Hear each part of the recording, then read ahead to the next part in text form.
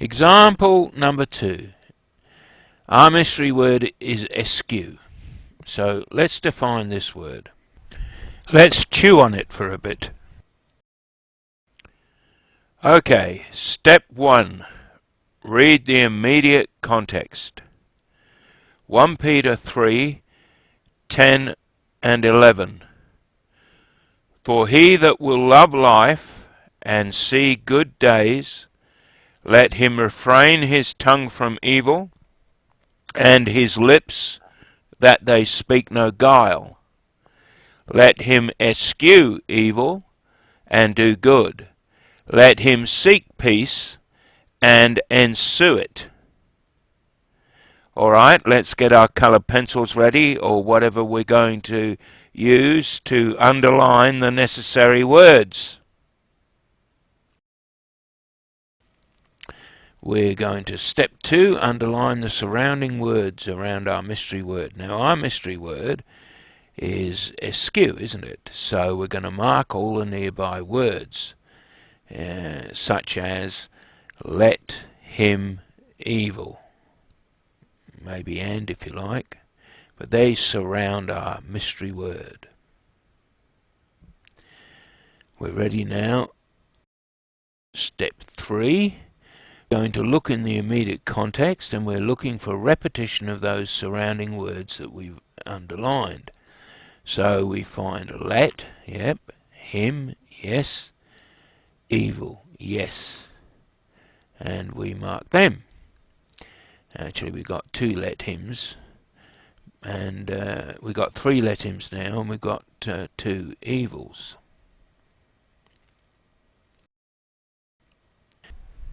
And now it's step 4.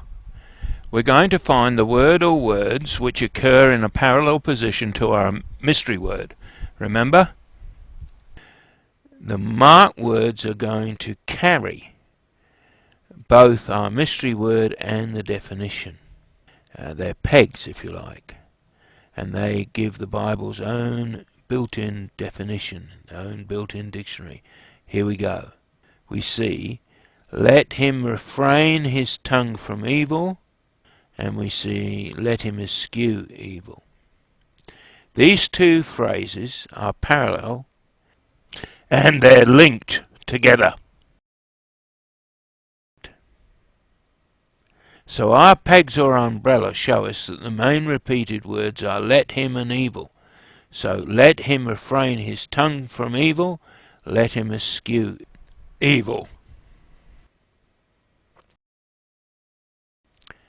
So eschew means to refrain, and more especially refrain his tongue from. To refrain from. To eschew. Amazing, isn't it?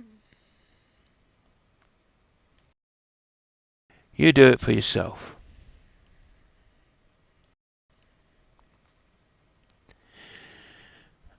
Gail goes on to tell us, in fact, that the word from is an excellent definition of eschew, although it's not the same part of speech.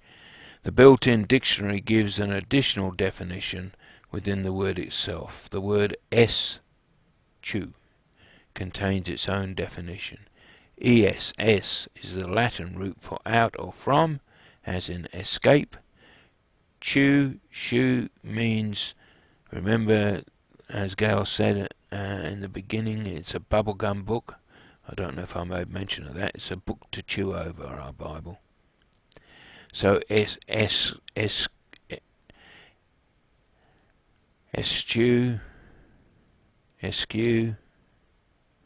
means do not chew on evil. Chew on that one for a while. Sometimes Gail has a very, very dry sense of humour. Linguists have discovered that the C, as in capture, and the H, as in hold, and the W, pictures an up and down movement. Perfect description of chew. C is like a capture. C looks like something reaching out to capture. H, as in hold. You see, we hold or capture bubble gum in our mouth while we chew it up and down. We don't let it go everywhere as we chew it. You know, missionaries often use the King James Bible to teach because many of the European languages are very similar to King James English, not so recognizable in modern versions. Example 3. Our mystery word is bought. So let's define this word. Step 1. We read the immediate context. It's found in Ruth chapter 4 verses 9 and 10. I have bought all that was Amalek's. Have I purchased to be my wife? Step 2. We underline the surrounding words around our mystery word, bought. So we would underline I have all that was. We're now ready for step 3. Step 3, we look in the immediate context. You're looking for the repetition of those surrounding words and you underline them. So we find have I, the same words or the same words that we had already underlined. I have I. Step 4. We now look to find the words or words that we've underlined that will occur in a parallel position to our mystery word. You know, we're looking for the words that hang between the pegs that we've underlined. This will be the Bible's own built-in definition, the Bible's own built-in dictionary. As we look at it, it sort of pops out at us, doesn't it? I have bought, have I purchased.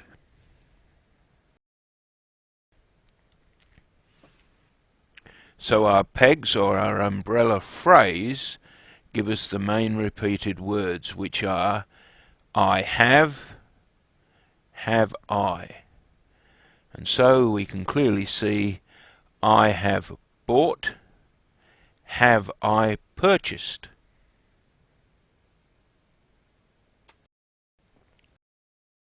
So definition of bought also means purchased. And there we have it. I have bought, I have purchased. So bought means purchased. In English sometimes we're inclined to mix up bought and brought. We say I brought the apples home, or we could say I bought the apples home. No, I bought the apples at Woolworths and then I brought the apples home. Anyway, the verse is listed there for you, so you can apply it yourself.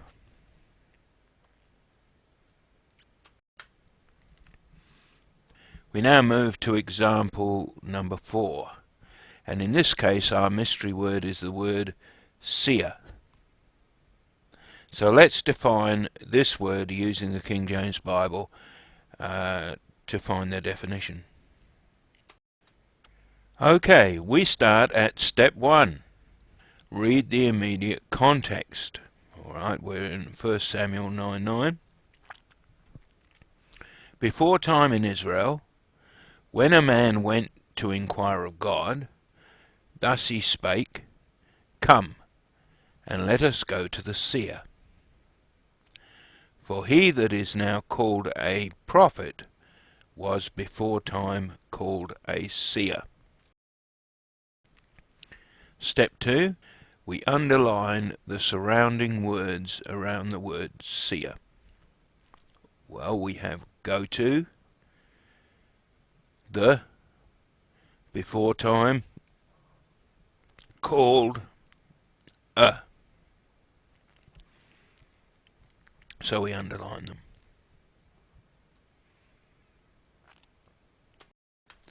Moving to step 3,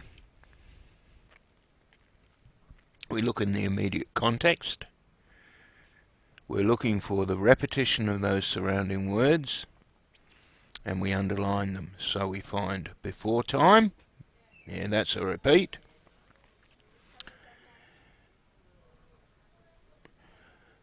Called a, that's a repeat. And as you look at it, you'll see them quite plainly there.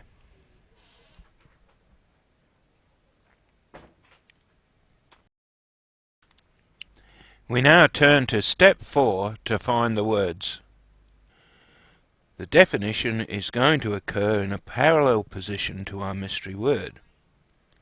So we look for the words that hang between the pegs, or the umbrella phrase, because this will show us the Bible's own built-in definition, Bible's own built-in dictionary.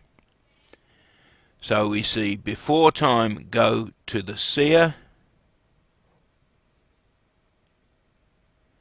before time called a seer,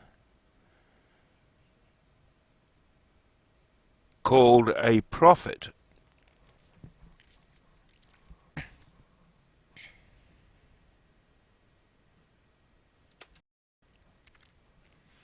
So the main repeated words are before time, called a.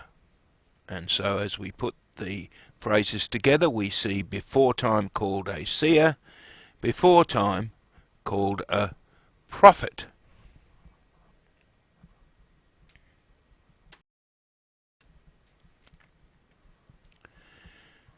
The verse is in your notes, so you can practice it for yourself. But it's clear that the definition of a seer is also means a prophet. So a seer is a prophet, is another word for a prophet. Seer means prophet.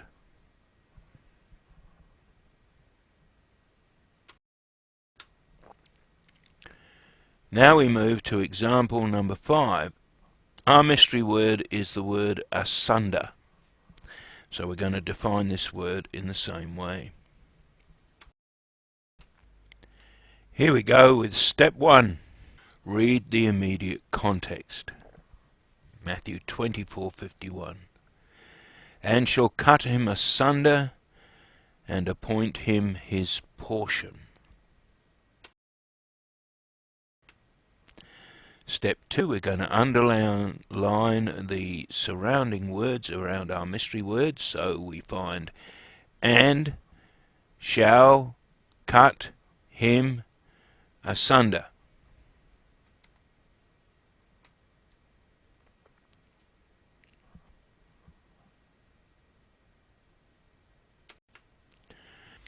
In step 3, now we look in the immediate context, and we're looking for any more words, a repetition of the words we've already underlined, and so we find a few. And him. They're repeated. Okay, it's time for step 4. So now we go and find the word or words which occur in a parallel position to our mystery word. So our mystery word has certain words around it. Those words will occur again, and they will carry the meaning of the word of our mystery word. We look for the words that hang between the pegs, or the umbrella. They are the Bible's own built-in definition, the Bible's own built-in dictionary. So the main repeated words are and him. And so we see, and shall cut him asunder and appoint him his portion.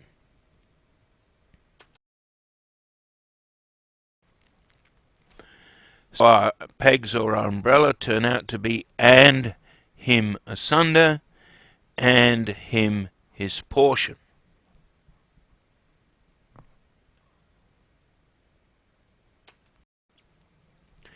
So the definition of asunder is portion. Asunder means portion.